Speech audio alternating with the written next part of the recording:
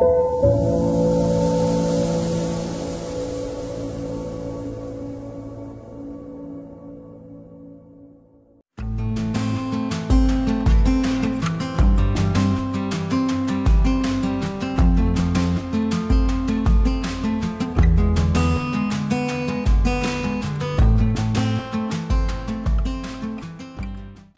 అంటే 5 దశాబ్దాల కృషి మీది. 5 విభాగాల్లో ఈ మొత్తం జీవనాన్ని తీసుకొచ్చారు. ఆది ధ్వని, ఆది లోహం, ఆది చిత్రం, ఆది అక్షరం, ఆది జీవనం. ఈ 5 విభాగాలని ఇప్పటి అంటే ఆధునిక ప్రపంచంతో చూపించాలి అని అంటున్నారు. ఎట్లా అంటే వ్యక్తి చేసే పని కాదు, కానీ మీరు చేశారు ఇప్పటివరకు కానీ ప్రభుత్వాల నుంచి కానీ లేకపోతే యూనివర్సిటీల నుంచి కానీ అంటే ఇది ఎట్లా చేయగలుగుతారు, ఎలా చేస్తే బాగుంటుందని అనుకుంటున్నారు? ఇది చేసిన తప్పు నేను తప్పుగానే భావిస్తున్నాను. నాకు సేకరిస్తున్నప్పుడు తెలియదు, ఒక వ్యసనంలాగా ఒక ట్రాన్స్లో వెళ్ళి ఇవి తీసుకొస్తే అయిపోతుంది నా పని అని అనుకున్నాను. అంతే. తెచ్చినప్పుడు దాని పట్ల మరింత సమాచారాన్ని లోకానికి అందించాలనుకున్నాను. ఈ వ్యసనం వల్ల ఏమైందంటే తేవడమే తప్ప కూర్చొని వాటి మీద రాసే పరిస్థితి లేదు. రిటైర్ అయిన తర్వాత నేను మళ్ళీ ఏ జాబ్ని కూడా ఒప్పుకోలేదు. ఒక 3 ఏళ్ళు యూనివర్సిటీ ఆఫ్ హైదరాబాద్లో మాత్రం చేశాను. ఎందుకంటే అక్కడ కూడా నేను ఆదివాసీ డిపార్ట్మెంటే కాబట్టి మళ్ళీ నా కార్యక్రమాన్ని అంతా దాని కేంద్రంగా నడిపించాను. ఇకపోతే రాయడానికి కూర్చుందామంటే ఇవన్నీ పలకరిస్తున్నాయి నన్ను.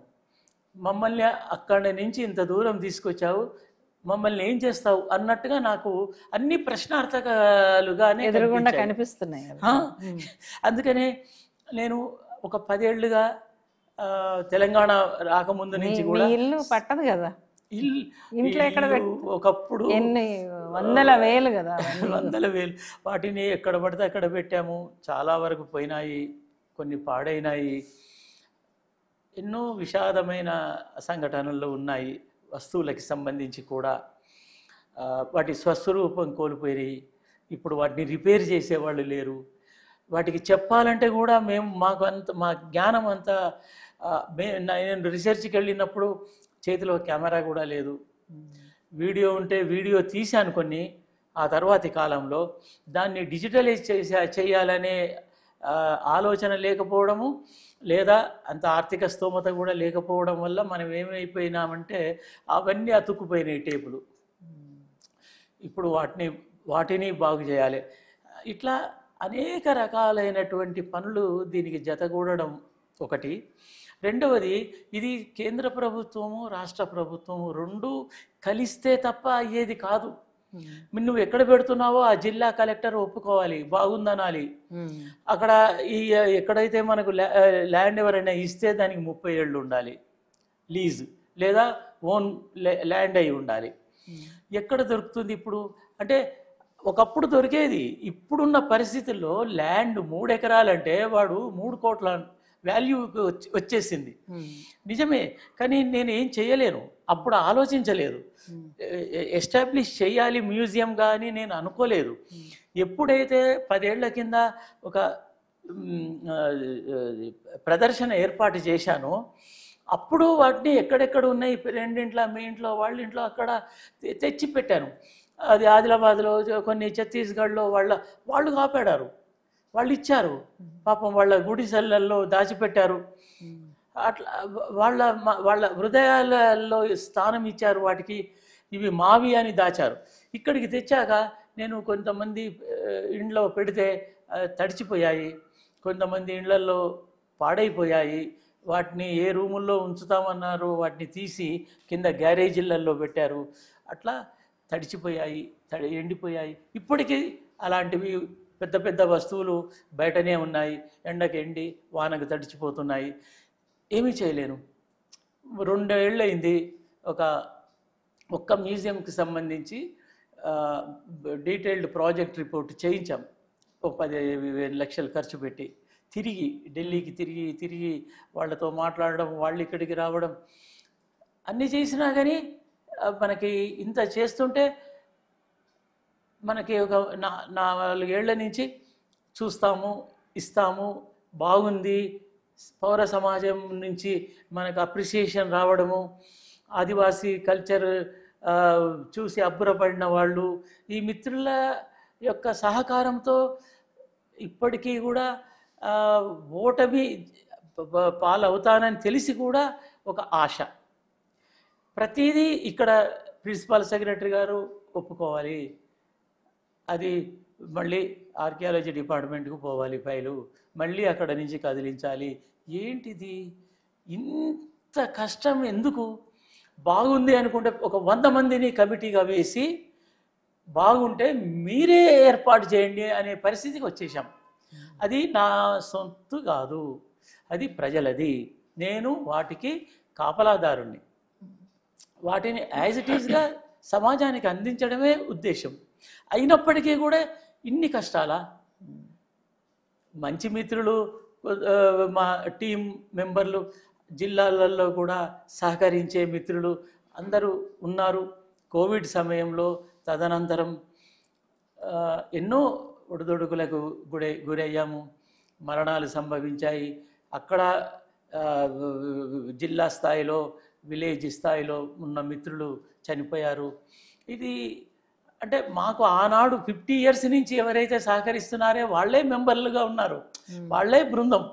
కానీ వాళ్ళు అనారోగ్య కారణాల వల్ల పోయారు, వివిధ కారణాల వల్ల పోయారు. కోవిడ్ అయితే వాళ్ళని తుడిచిపెట్టేసింది. ఇదంతా కొంత బాధే. మొత్తానికైతే ఆ కళాకారులైతే ఒక గొప్ప ఒక 50-60 మంది దేశవ్యాప్తంగా అద్భుతమైన కళాకారులు. వాళ్ళని హైదరాబాద్కి తీసుకువచ్చి ఢిల్లీకి తీసుకుపోవాలనే ఆలోచనలో మేము ఉన్న సందర్భంగా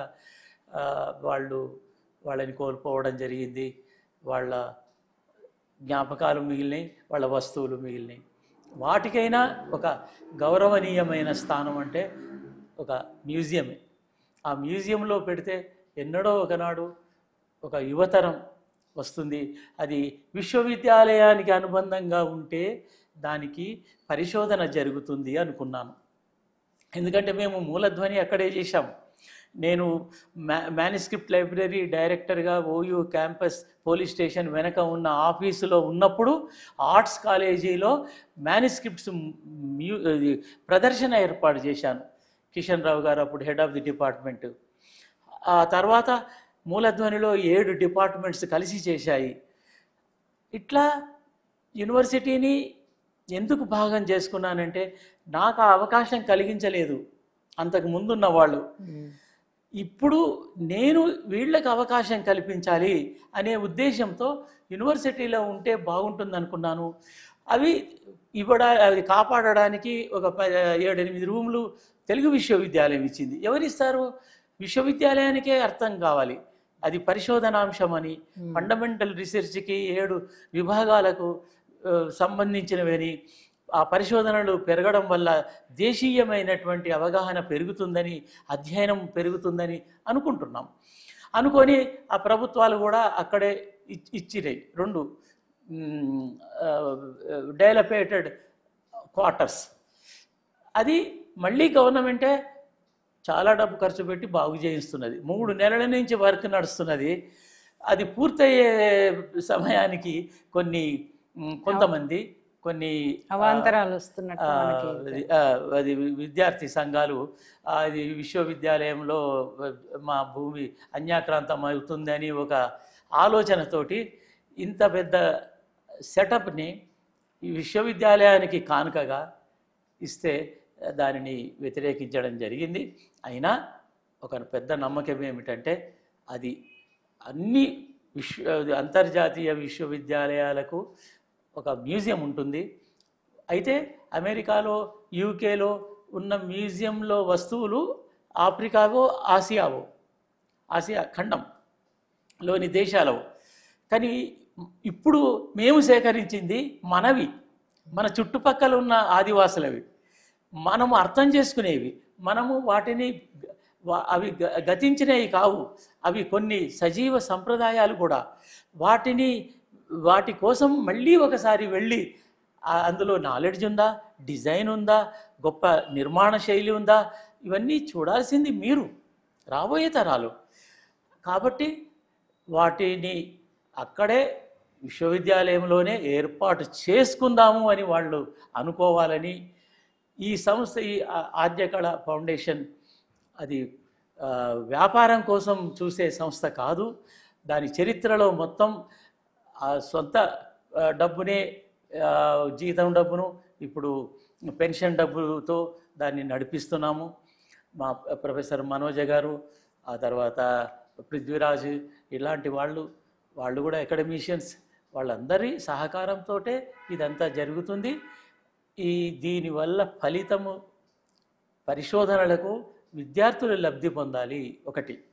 రెండవది, భారతీయ సంస్కృతిలో భాగంగా దీనిని హైలైట్ చేయగలగాలి.